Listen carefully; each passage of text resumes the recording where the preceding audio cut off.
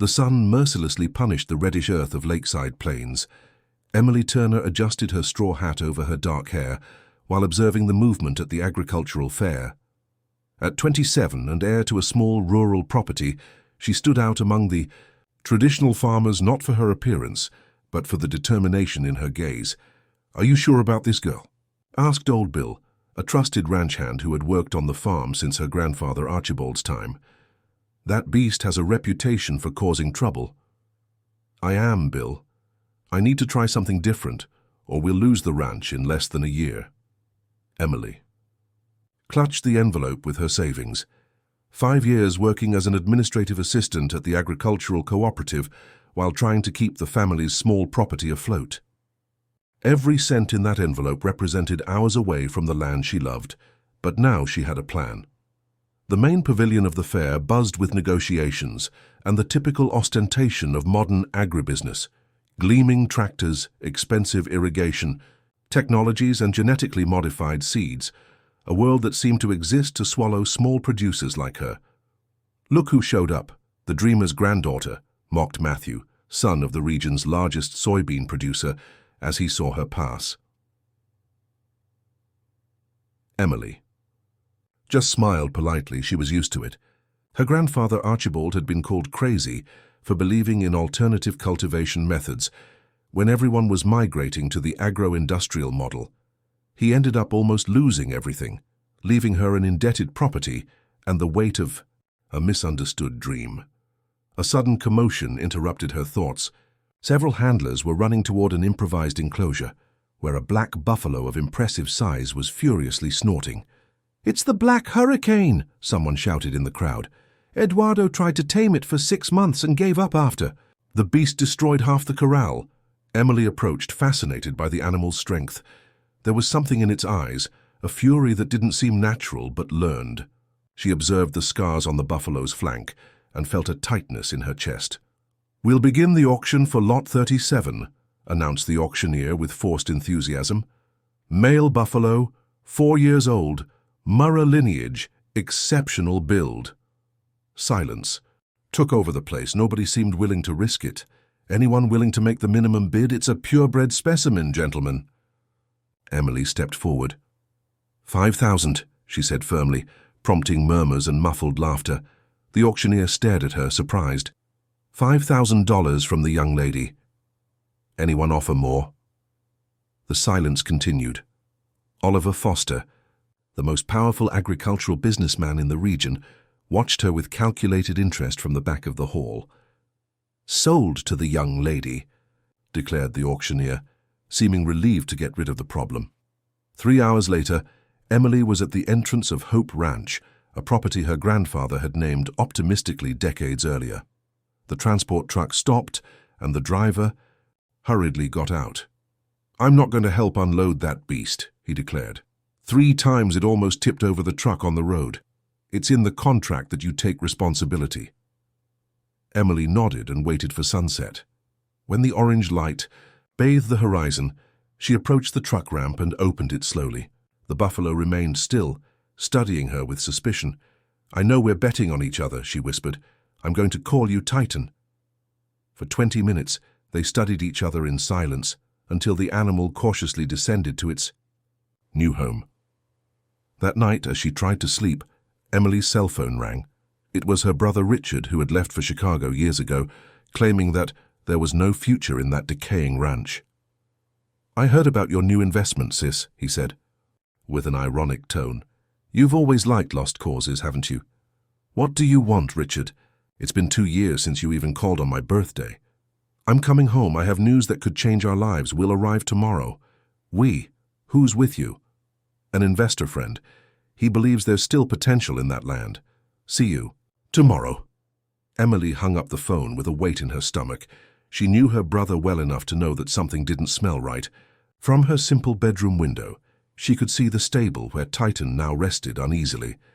"Looks like our problems are just beginning," she murmured to herself, as the wind gently swayed the leaves of the golden tababuya tree her grandfather had planted, saying it symbolized hope for better days. If this story interested you, don't forget to subscribe to our channel and give it a like. Tell us which city you're watching from. We'll continue." The roar of an imported car echoed along the dirt road leading to the headquarters of Hope Ranch. Emily interrupted her attempt to feed Titan, who continued refusing food. In the distance, she saw the dust raised by the gleaming vehicle that contrasted with the local simplicity. "Richard has arrived," commented Old Bill, leaning on the fence, "and it looks like he's doing well." Emily wiped her hands on her worn jeans and walked to the porch of the main house. The building, once imposing, now showed evident signs of years of deferred maintenance. The roof needed repairs and the paint was peeling, but it still maintained the dignity of better times. The car parked and two figures got out. Richard, at 35, wore a well-cut suit and designer sunglasses. At his side, an older man with an authoritative posture and calculated smile. Oliver Foster, the same one who had observed her at the auction. "Sis," exclaimed Richard, opening his arms theatrically. "It's been a while. I see you're still rustic." Emily didn't return the hug, maintaining a calculated distance. "What a surprise that you brought Oliver Foster, of all people, to our home," she responded, eyeing the businessman with suspicion. Oliver smiled, studying the property with eager eyes. "Miss Turner, your reputation for being direct and perceptive is well deserved. Yes, we're not here by coincidence." He extended a hand that Emily shook firmly. "I admire people who take risks, like you did yesterday at the auction. Let's go inside," she invited dryly. "The coffee isn't imported, but it's honest." In the simple living room, Richard moved restlessly, as if being there contaminated him with the failure he so feared. Emily served coffee in old cups, her grandmother's, the inheritance. "Let's get straight to the point," said Oliver, refusing the coffee. "I have a proposal for you. I want to buy Hope Ranch." Emily faced her brother, who avoided her gaze. "This land is not for sale," she responded calmly. 20,000 per acre, Oliver countered. "That's 5 times the market value for lands with your level of debt." "How do you know about the debt?" Emily questioned, now looking directly at Richard. "I had to show him the real situation so he could understand the generosity of the offer," her brother justified. "Emily, be rational. You work as an assistant at the cooperative. You can barely pay the interest on the loans. This is our chance." Emily breathed deeply, trying to contain her indignation. "Our chance? You abandoned this ranch 7 years ago, Richard. You said it was a lost cause, that I was foolish to stay. Now you show up with an investor and talk, as if you're still a co-owner." "I'm Andrew Turner's son as much as you are his daughter," he raised his voice. "I have a right to half of everything our father left." "A right that you sold to me when you left, signing the legal transfer of your part in exchange for the money that financed your start in Chicago," she retorted. "Or have you forgotten that too?" Oliver watched the confrontation with almost anthropological interest. "Legal details can be resolved, miss," he intervened with a smooth voice. "My offer stands. I'll transform this area into a productive hub for genetically modified soybeans. You could buy an apartment in the city, live comfortably, even your buffalo. I can buy him too, out of scientific curiosity." Emily stood up, indicating that the meeting was over. "As I said, the ranch is not for sale, and Titan even less so." When the visitors left, Old Bill approached cautiously. "Girl, I don't want to interfere, but I've known Oliver Foster for decades. He doesn't take no for an answer. He's already destroyed many people who crossed his path. What do you suggest? That I surrender the land my grandfather loved, for which my father worked until his last day?" The old ranch hand sighed. "I'm just saying that caution is never too much. Foster is a man of questionable methods, and your brother, well, ambition tends to blind people." At night, alone in her room, Emily reviewed the ranch documents. The bank had given an ultimatum. Either she started paying beyond the interest, attacking the principal of the debt, or they would begin the process of foreclosure. She needed her plan with Titan to work. A disturbance in the stable awakened her from her thoughts. She quickly dressed and ran there. She found Titan restless, beating against the dividers. Near the fence, she saw the remains of a broken bottle. The strong smell of diesel permeated the air. "Easy, easy," she whispered, slowly approaching the animal. She then noticed something she hadn't seen before, a deep scar in the shape of a circle on the buffalo's side, like a brand. "What did they do to you?" For more than an hour she remained there, speaking in a low voice, until Titan finally calmed down. When she returned to the house, she found an envelope on the table that wasn't there before. Inside was a new purchase, offer with an even higher value, and a handwritten note. "Be sensible, Emily. Some animals cannot be tamed, some battles cannot be won." The next day, while checking the mail, an official document from the registry office caught her attention. It was a request for deed verification, citing an alleged partnership between her and Richard in the property ownership. The signature on the document looked like hers, but certainly wasn't. Her heart raced as she understood the dimension of the problem she faced. "This is clearly forgery, Emily," confirmed Dr. Miles Roberts, the family's longtime lawyer, adjusting his reading glasses while examining the documents in his modest office downtown. "Your brother is trying to annul the property transfer that he himself signed 7 years ago." Emily took a deep breath, feeling a mixture of anger and disappointment. "What can I do? I'll register a formal challenge and open a case for forgery. But that will take time, and from what you tell me about Oliver Foster, he won't wait for justice to decide." The young woman left the office with her head buzzing with concerns. On the way back to the ranch, she decided to stop at the small veterinary clinic in town. She needed to find a solution for Titan, who continued refusing food. The bell at the door chimed when she entered. A young man, approximately 30 years old, with slightly disheveled hair and an impeccably white coat, was organizing medications on a shelf. "Can I help you?" he asked, turning with a genuinely friendly smile. "I hope so. I have a buffalo that has refused to eat for 3 days." The veterinarian raised his eyebrows, interested. "Buffalo? Unusual in these parts. Respiratory problems, fever. It's not a physical illness, I think it's psychological," she answered, expecting the usual look of skepticism she received when talking about animal emotions. To her surprise, the man nodded seriously. "Large animals frequently exhibit post-traumatic stress, especially after changes in environment or experiences of abuse," he commented, extending his hand. "Dr. Caleb Morgan. I make house calls if you need." 2 hours later, Caleb was examining Titan with extraordinary caution, maintaining a respectful distance while observing his behavior.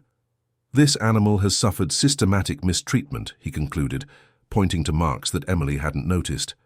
"See these small circular points? High-voltage electric prods, prohibited but still used in quick braking methods. I doubt he'll allow any human contact after that." "So there's no hope?"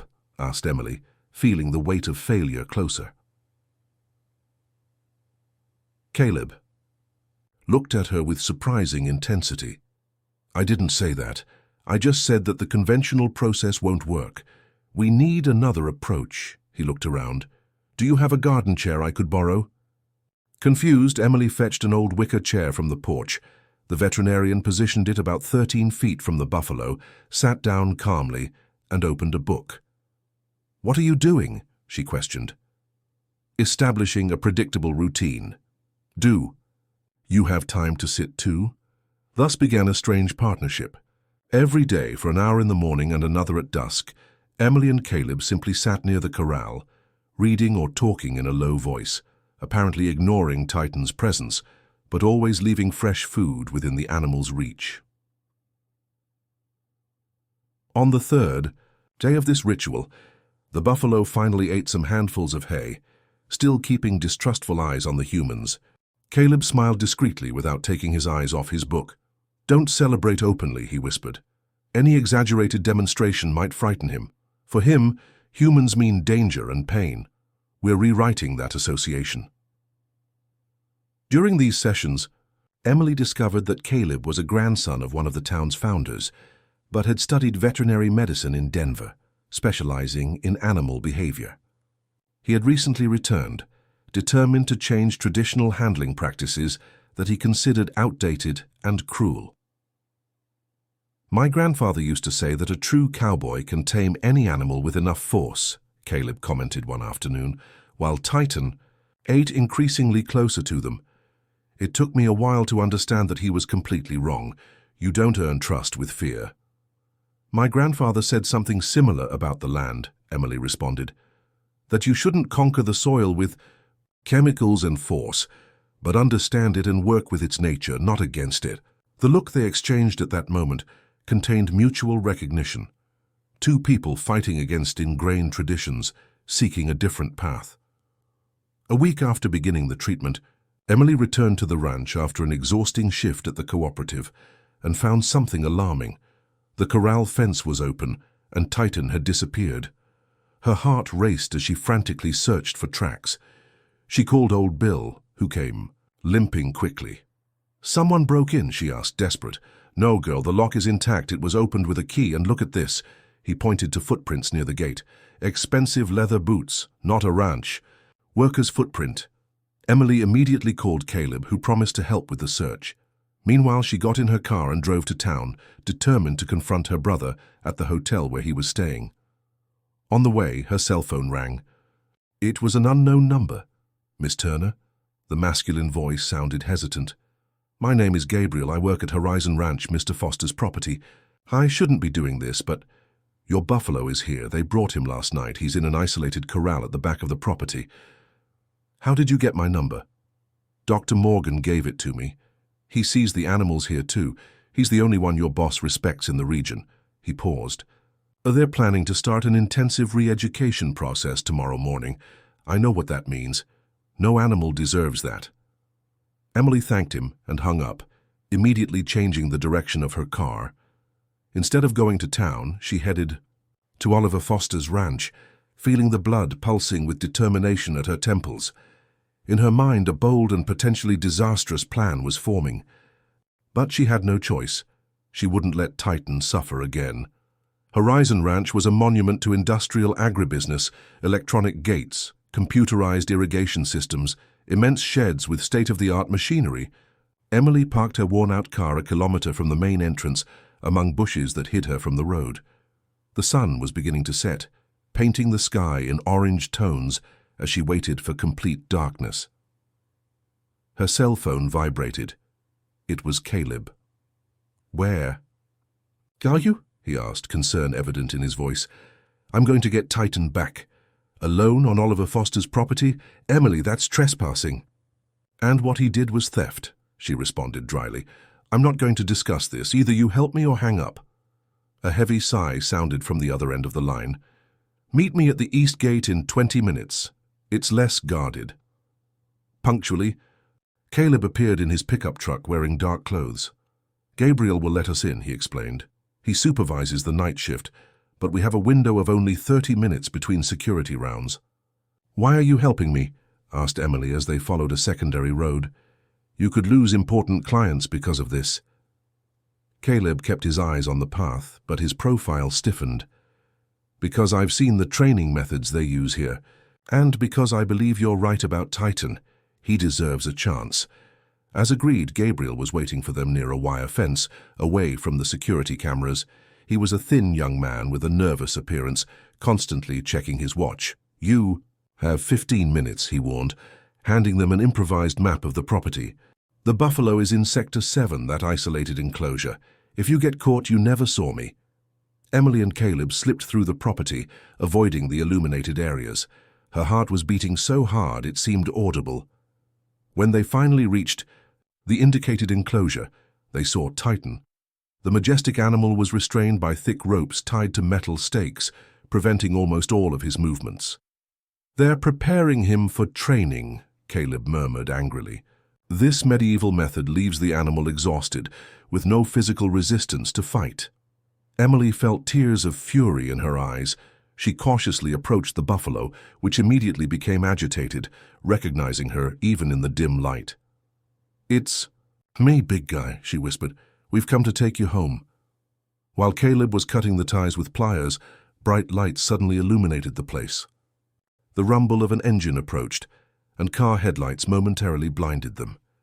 "I knew you'd try something stupid like this," Oliver Foster's voice cut through the silence. At his side, Richard observed the scene with an expression divided. Between embarrassment and concern, two burly security guards accompanied them. "This animal belongs to me," Emily stated, positioning herself protectively between the men and the buffalo. "I have the legal purchase documents." "Documents can be questioned," Foster countered with a cold smile. "Your brother confirms that the property is jointly owned, and he accepted my offer for his part, including this specimen." "Based on forged documents?" Emily raised her voice, causing Titan to become more agitated. Oliver took a threatening step forward. "You're on my property without authorization, Turner. I can call the police right now." "Do that," Caleb intervened, surprising everyone. "Explain. Why you have an animal registered in someone else's name tied up here, about to be subjected to conditioning techniques that violate 6 animal protection laws." A tense silence settled. Foster narrowed his eyes, evaluating the young veterinarian. "Dr. Morgan, I thought you were more sensible. I take care of hundreds of animals on my properties. Your clinic won't survive without my calls. There are clients that aren't worth the ethical price, Mr. Foster," Caleb responded firmly. The tension was interrupted by the sound of something breaking. Titan had managed to break the last rope that held him. The immense buffalo snorted, rising in all its imposing presence. The security guards instinctively backed away while Richard hid behind the car. To everyone's surprise, the animal didn't advance against anyone. Instead, he moved slowly until he stood beside Emily, as if choosing his place in that dispute. "You have until tomorrow to reconsider." "My offer," said Foster, retreating to the car. "After that, I'll use all legal means to take what I want. This land was never rightfully yours, girl. Your grandfather was a fool, your father incompetent, and you're just prolonging the inevitable." When the businessman and his men left, Richard remained, suddenly seeming smaller and older under the moonlight. "Emily, you don't understand who you're dealing with," he said in a low voice. "Foster will destroy you and everything you love. Why not accept the money and start over somewhere else?" She faced her brother with a mixture of pity and disappointment. "Because some things don't have a price, Richard. Dad and Grandpa understood that. It's a shame you've forgotten." With the help of Caleb and Gabriel, they managed to take Titan back to Hope Ranch. The buffalo voluntarily entered the improvised trailer, without resisting when Emily gently guided him. During the journey, she observed the stars through the car window, recalling the stories her father used to tell about constellations that guided lost travelers. "What are you going to do now?" asked Caleb, breaking the silence. "Foster won't give up easily." Emily straightened her shoulders, a renewed determination in her gaze. "I'm going to do what my grandfather would do, transform a challenge into an opportunity. Titan is not just a buffalo to me. He's a symbol of everything we're fighting to preserve, and it's time the entire region knows that." When they arrived at the ranch, Old Bill was anxiously waiting for them on the porch. His eyes watered upon seeing the buffalo returning. "Girl, this will bring trouble," commented the old ranch hand.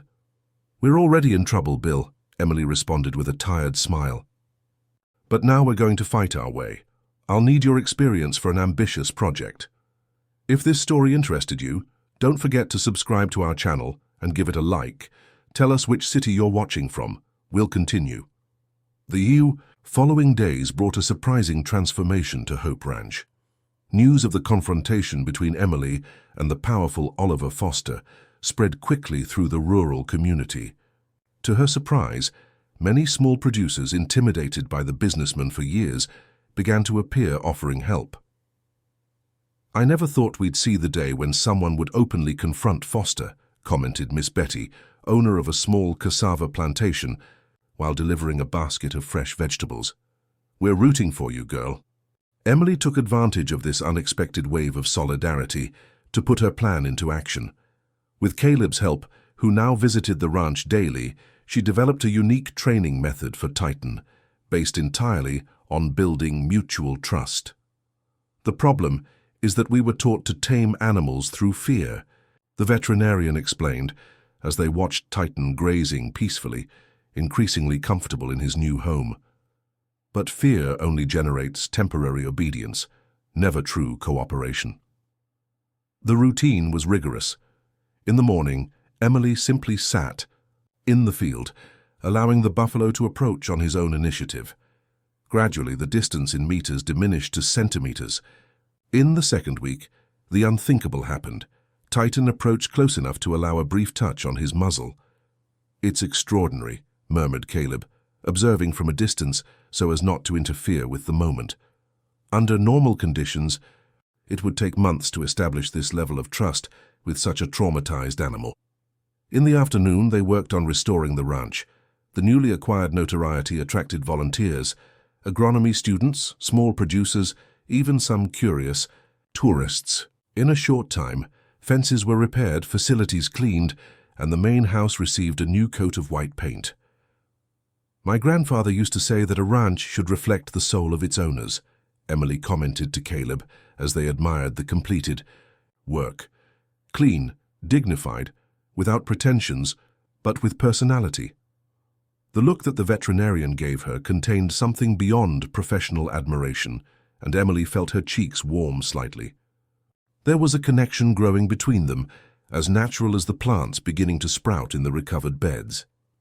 One afternoon, while they were training Titan to respond to gentle sound commands, they were surprised by the arrival of Leonard Miller, host of the popular regional program Country and Business. He had heard rumors about the girl who tamed an untamable buffalo and wanted to see for himself. "I'm not taming him," Emily corrected, as the reporter watched, impressed by how Titan now walked calmly by her side. "We're building a partnership." The report aired 2 days later and went viral on social media. The Buffalo Whisperer, as they called her, became a regional phenomenon. Small breeders began to seek her out to learn humane handling techniques. The cooperative where she worked, sensing the marketing opportunity, offered her a promotion to coordinate a new sustainable practices department. "I never imagined my stubbornness would generate something like this," Emily confessed to Old Bill as they watched a group of visitors waiting to meet Titan. "It's not stubbornness, girl," the old ranch hand corrected. "It's conviction. Your grandfather would be proud." The growing notoriety, however, did not ward off threats. Oliver Foster intensified the legal process, claiming that the property was being used for commercial purposes without the proper environmental licenses. Richard, increasingly pressured, tried to convince her to sell again, this time by phone. "You don't understand, Emily." His voice sounded tense. "Foster isn't just irritated. He's obsessed. He invested millions buying all the properties around. Yours. His expansion plan depends on that piece of land. Why, there are better lands in the region." The silence on the other end of the line was revealing. "Richard, what aren't you telling me?" I have to hang up." Intrigued, Emily hired an independent geologist to analyze the ranch. The results arrived a week later. The property was located above one of the largest underground aquifers in the region, an invaluable resource in times of growing water crisis. "That explains the obsession," commented Caleb, analyzing the maps with her on the house porch. "Whoever controls this water in the coming years will have power over all regional agricultural production." "My grandfather knew," Emily murmured, recalling the stories he told about the hidden blessing of the ranch. "That's why he never wanted to sell, even in the worst crises." The discoveries gave a new meaning to her struggle. It wasn't just about saving a family property or a mistreated animal. It was about protecting a vital resource for the entire community. "We need to act quickly," said Emily, determined. "The hearing about the forgery is scheduled for after the National Exposition, and Foster is pressuring the judge to decide before that." "What's your plan?" asked Caleb, instinctively holding her hand, a gesture that no longer seemed strange between them. "I'm going to enter Titan in the main competition of the exposition," she responded, gently squeezing his fingers. "If we win, or even if we make an impressive presentation, we'll have national visibility. Foster won't be able to act in the shadows with so many eyes on us." The idea was audacious. A buffalo had never been entered in that category, traditionally dominated by horses and purebred bulls. The rules didn't explicitly prohibit it, but the conservatism of the jury would be a considerable obstacle. "You have less than a month to prepare an animal that until weeks ago no one could even touch," Caleb pondered, concerned. Emily smiled, a gleam of determination in her eyes. "Then we'd better start right now. Titan's registration in the National Exposition caused exactly the buzz that Emily expected. The organizing committee initially hesitated, but the growing popularity of the Buffalo Whisperer and the media coverage made a direct refusal difficult. Finally, after a tense meeting, they announced a diplomatic decision. They would create a special innovative handling category, allowing the buffalo's participation without interfering with the traditional competitions. "They're trying to put us in a corner so we don't bother anyone," Emily commented as she analyzed the newly created regulations. "But we'll still be there, and that's what matters," Caleb responded, optimistic as always. "Besides, a special category means all eyes will be on you." The training intensified. Now, beyond the established emotional connection, Emily needed to teach Titan to respond to specific commands in a controlled environment. Each small progress was celebrated. The buffalo learned to walk in precise circles, stop at voice command, and even make small bows by lowering his majestic head. "It's amazing how he understands your intentions almost before you express them," observed Gabriel, who after helping with the rescue had resigned from Horizon Ranch and now worked for Emily. "It's as if you communicate without words." The afternoons were dedicated to preparing the space where they would receive visitors during the exposition. Emily decided to transform her stand into a showcase for sustainable practices. With the help of university students, she created explanatory panels about humane handling, aquifer, conservation, and low-impact agricultural techniques. "You're transforming a competition into an educational platform," Caleb commented admiringly as he helped her finalize the material. "It's what my grandfather would do," she responded with a tired but satisfied smile. "He always said that shared knowledge is the only kind that truly remains." 3 days before the exposition, during one of the last rehearsals, something unexpected happened. Titan, normally calm and responsive by now, began to show unusual agitation. His eyes, once confident, revealed a fear that Emily hadn't seen since the first days. "Something's wrong," she murmured, trying unsuccessfully to calm him. Caleb approached cautiously and examined the environment. "Do you smell that?" Emily breathed deeply and detected a subtle chemical odor in the air. "It smells like pesticide?" A quick search revealed the source. Someone had sprayed the fences and training equipment with a strong chemical substance, the kind used for pest control in plantations. For an animal with sensitive smell like Titan, that was not only unpleasant but potentially traumatic. This was deliberate, Caleb concluded, furious. Someone wants to sabotage you. They didn't need to speculate much about the authorship. That same afternoon, Richard unexpectedly appeared at the ranch with a tense expression. "I've come to make one last appeal," he said, refusing to enter the house. "Give up the exposition. You don't know what you're getting into." "Was it you? Who had the equipment contaminated?" Emily asked directly. The genuine surprise on her brother's face answered before his words. "What are you talking about? I would never—" He stopped, understanding. Foster.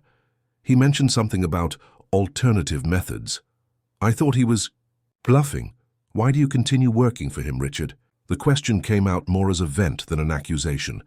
Her brother ran his hand through his hair in a nervous gesture that reminded Emily of the boy he had been before ambition consumed him. "I'm trapped, Emily. I made some wrong investments in Chicago. I owe a lot of money to dangerous people. Foster paid my debts in exchange for my cooperation in this deal." The revelation didn't surprise her as much as it should have. Deep down, she always knew there was something beyond simple greed motivating her brother's actions. "There's still time to do the right thing," she said more softly. Richard looked beyond her to the revitalized ranch, to Titan grazing peacefully in the distance, to Caleb, who was supervising the cleaning of the contaminated equipment. "Maybe," he murmured before returning to the car. "Be careful at the exposition. Foster has contacts everywhere." The days preceding the event were filled with growing tension. Emily doubled security at the ranch, counting on the neighbors' help to set up surveillance shifts. Old Bill, despite his advanced age, insisted on sleeping in the stable near Titan, with a pressure rifle at his side, to scare away any intruders. On the eve of the trip to the exposition, Emily found Caleb meticulously checking the trailer that would transport the buffalo. Checking down to the last screw, he explained. We won't give any chance for more sabotage. She watched him work, feeling a wave of gratitude and something more, something that had been growing between them in recent weeks. Without thinking too much, she approached and gently touched his face. Thank you for believing in this, in us. The us hung in the air, loaded with meanings. Caleb held her hand against his face. I couldn't be anywhere else, he responded simply, before leaning in and kissing her softly. The moment was interrupted by the rumble of an approaching engine. It was Dr. Miles Roberts, the lawyer, with urgent news. Foster has filed for an injunction alleging animal mistreatment, he announced, handing over the documents. He's trying to prevent your participation in the exposition and obtain an order for Titan's seizure. He can't do that, Emily protested. We have veterinary reports, witnesses, videos that prove the animal's well-being. And we'll use all of it, the lawyer assured. But the hearing will only happen after the exposition. Until then, we need a strong countermeasure. While they were discussing legal strategies, Emily received an unexpected text message. It was Gabriel, informing that there were rumors backstage at the exposition. Apparently, 2 of the 5 judges for the new category had been seen dining with Oliver Foster the previous day. He's trying to attack us from all sides, Emily concluded, feeling the weight of the unequal fight. Caleb squeezed her hand, silently, transmitting strength. Then we need to be perfect, so impressive that even bored judges can't ignore us without exposing themselves. That night, alone in her room, Emily allowed herself a few moments of doubt. She faced the faded photograph of her grandfather on the wall, remembering his words when everything seemed lost during the great drought 10 years ago. True strength doesn't come from always winning, Emily. It comes from continuing when everyone thinks you should give up. With that memory firmly in mind, she fell asleep, preparing for the most important day of her life. The exhibition center was buzzing with activity when Emily arrived with her small team. Enormous pavilions displayed the most modern, in agricultural machinery, gleaming tractors larger than small houses, computerized irrigation systems, drones for monitoring plantations. The contrast with her modest trailer was evident, but Emily kept her head high. Stand 47 Innovation Sector, an uninterested employee informed, barely looking at the documents. You have 2 hours for setup before the official inspection. The designated space was at the back of the main pavilion, far from the main flow of visitors, another strategy to minimize her visibility. But Emily had anticipated this. Instead of complaining, she used the location to create a calmer environment for Titan, who became agitated with crowds and excessive noise. Old Bill, Gabriel, and 2 volunteer university students worked quickly, setting up informative panels about sustainable practices and humane animal handling. Caleb supervised the careful unloading of Titan, constantly speaking to the animal in a low, reassuring tone. He seems nervous, observed Gabriel, noticing how the buffalo tested the new floor with hesitant hooves. That's understandable, Caleb responded. The last event like this he participated in was probably the auction where he was mistreated. Emily approached slowly, carrying a bundle of fresh grass she had brought from the ranch. Hey, big guy, we're in this together, remember? To everyone's relief, Titan accepted the food from her hand, a sign that the established trust remained, even in this strange environment. The official inspection arrived punctually. 3 exposition employees, accompanied by an event veterinarian, meticulously examined the facilities and the animal's condition. Emily noticed the surprised look of the veterinarian upon seeing the buffalo's healthy condition and calm behavior. Impressive, he commented, signing the authorization. I rarely see buffaloes so well adapted to environments like this. The first day of the exposition was dedicated to technical visits and specialized press. Journalists from the agricultural sector appeared in surprising numbers, attracted by the unusual story. Emily gave short interviews, always redirecting the focus to the humane handling method and not to the confrontation with Foster, which remained in the background of conversations.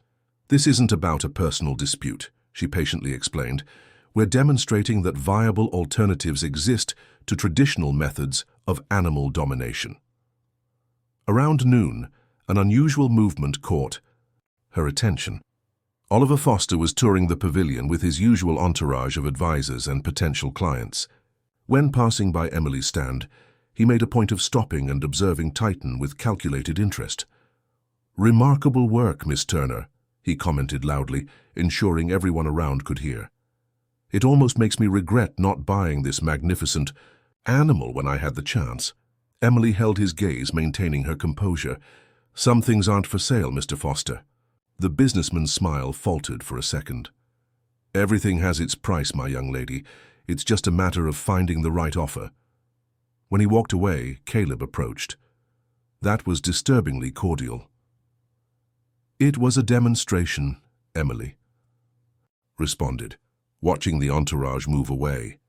"He wants everyone to see how reasonable and friendly he is, for when the situation escalates." The second day brought the official opening to the general public. To the team's surprise, a line began to form in front of the stand early on. Families with children, veterinary students, small rural producers, many came specifically to meet the Buffalo Girl, who had become a sensation on social media. Every hour, Emily gave a small demonstration of her work with Titan, showing how gentle commands and positive rewards could guide a 2,000-pound animal without any use of force or intimidation. Children watched in wonder, as the immense buffalo gently lowered his head to allow a careful touch on his muzzle. "How did you manage to tame him?" asked a boy of approximately 10 years. "I didn't tame him," Emily corrected with a smile. "We built trust. He chooses to cooperate with me because he feels safe, not because he's afraid." In the late afternoon, a group of organic producers from a neighboring cooperative appeared with an unexpected proposal. They wanted to invite Emily to give workshops on humane handling at their properties. They offered fair payment and, more importantly, a regional support network against the pressures of large conglomerates. "Your work represents exactly what many of us are seeking," explained the group's leader, "a third way between outdated family farming and predatory agribusiness."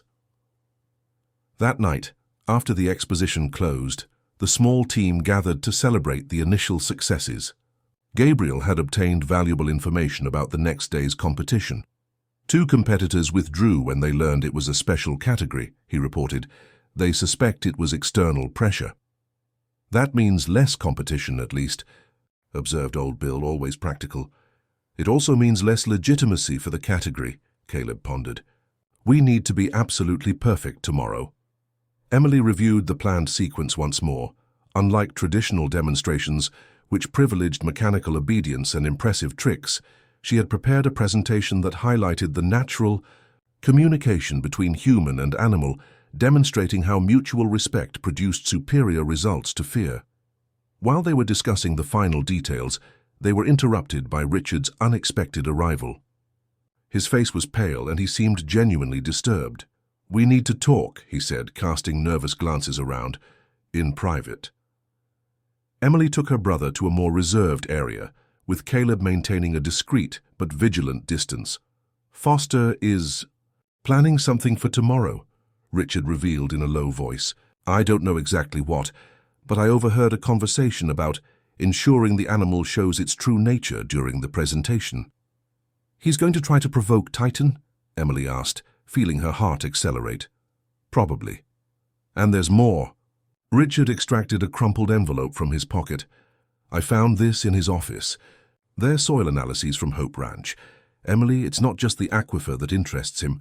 There are indications of rare minerals under our land. He's been negotiating with a multinational mining company for months." The revelation hit Emily like a punch. It wasn't just about agricultural expansion or water control. It was about large-scale mineral exploitation, something that would irreparably destroy the ecological balance of the region. "Why are you telling me this now?"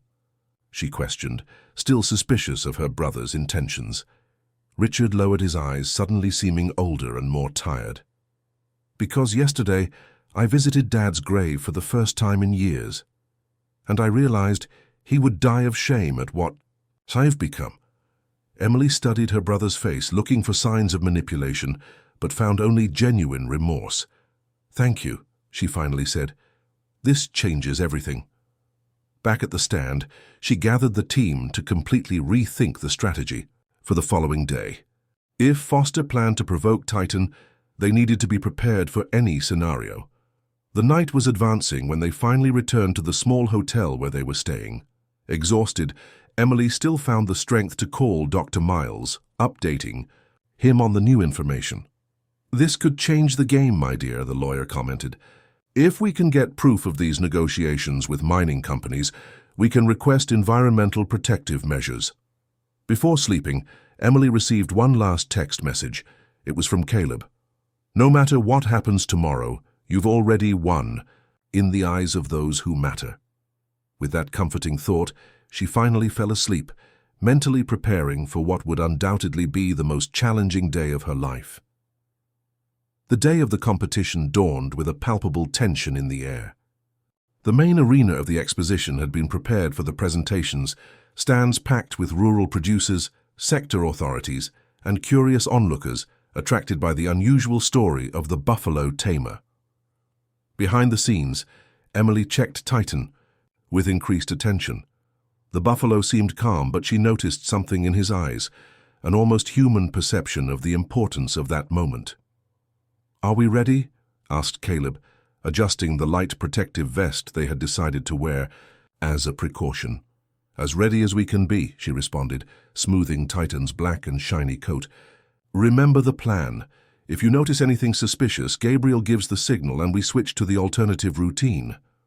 Old Bill approached, bringing a small package. "This belonged to your grandfather," he said, handing over a faded red bandana. "He used to wear it at rodeo presentations when he was young. I thought you might want to have it today." Emily tied the bandana around her wrist, feeling an inexplicable comfort in the symbolic gesture. Richard, who had remained discreetly nearby since the previous night's conversation, seemed nervous, constantly checking his cell phone. "Foster has arrived," he finally announced. "He's with two men I've never seen before."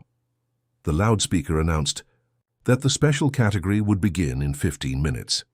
Unlike the other competitions, only 3 participants remained: Emily with Titan, a veteran trainer with a rare breed horse, and a young innovative farmer who worked with herding dogs using modern methods. "Good luck," wished the young dog trainer as he passed by her. "I admire what you're doing, regardless of the results." The first to present was the horse trainer.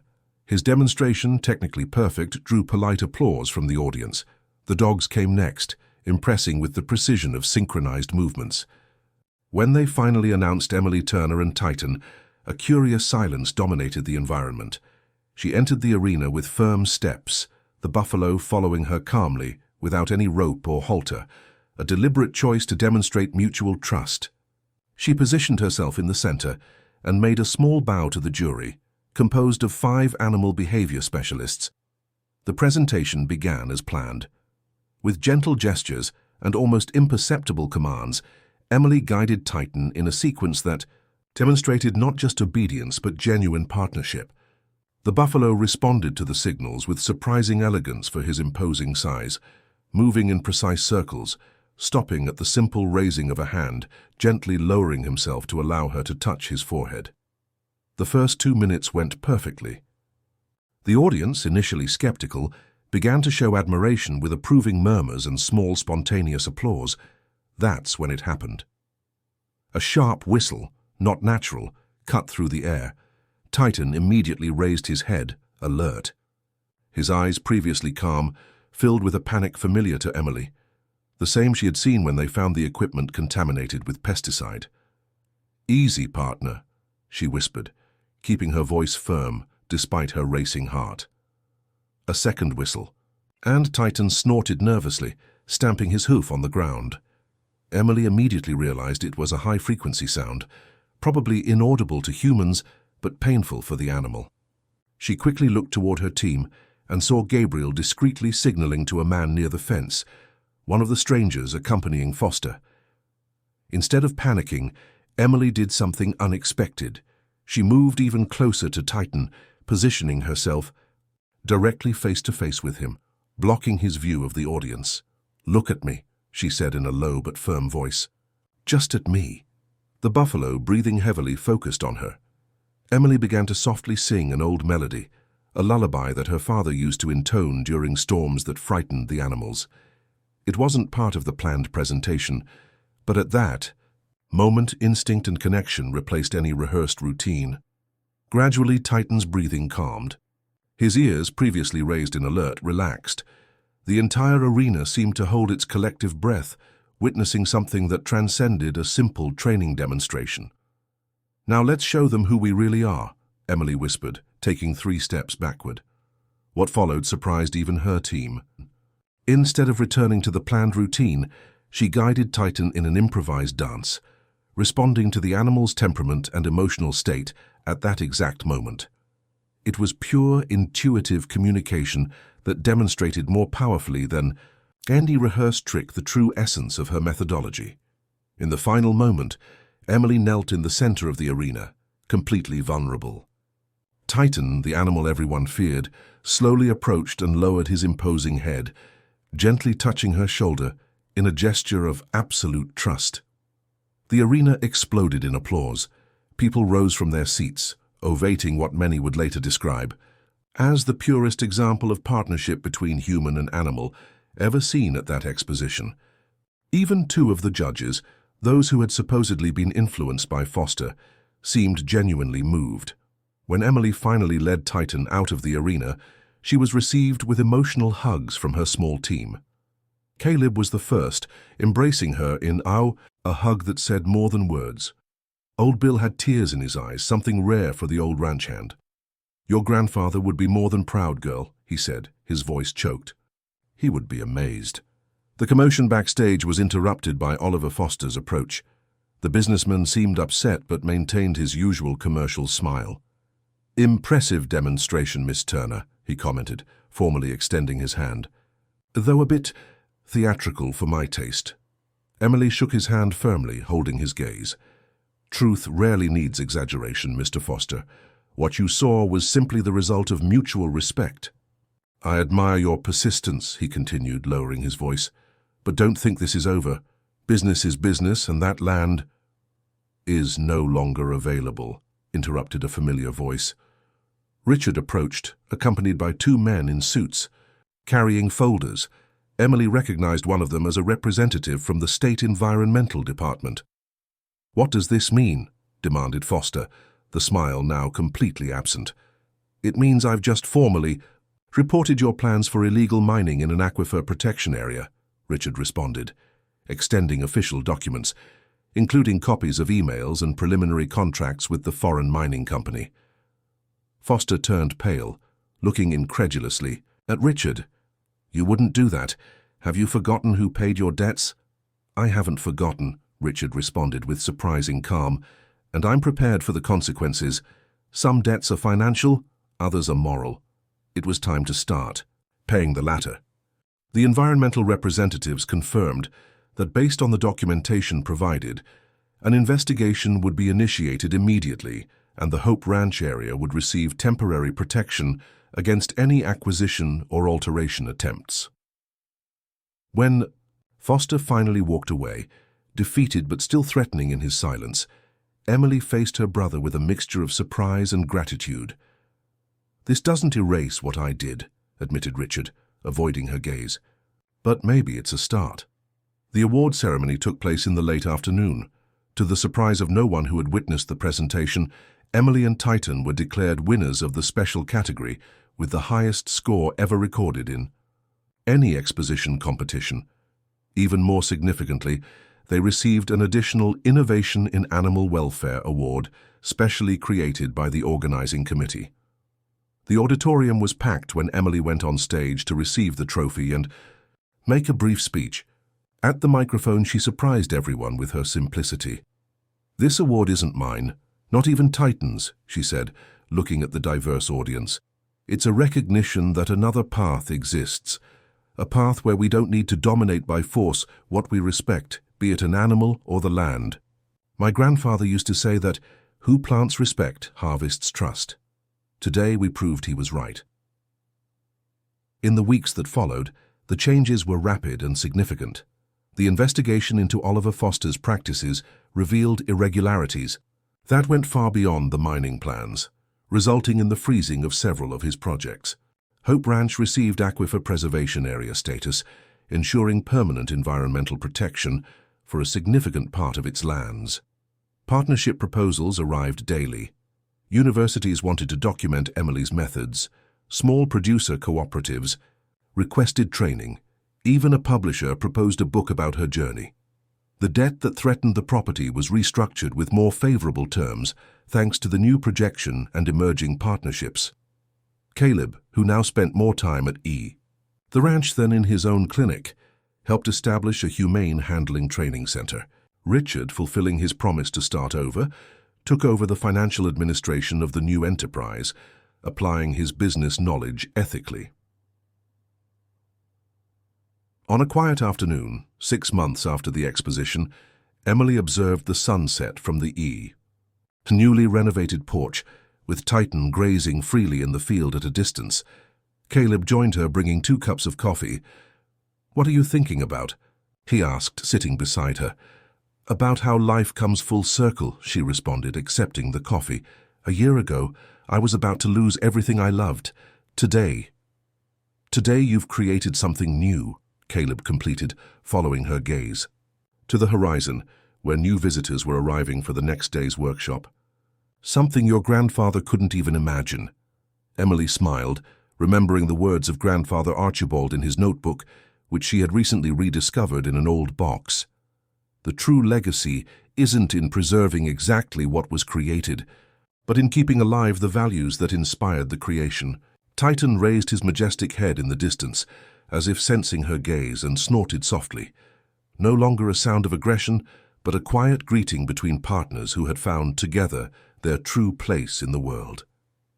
If this story interested you, don't forget to subscribe to our channel and give it a like. Tell us which city you're watching from.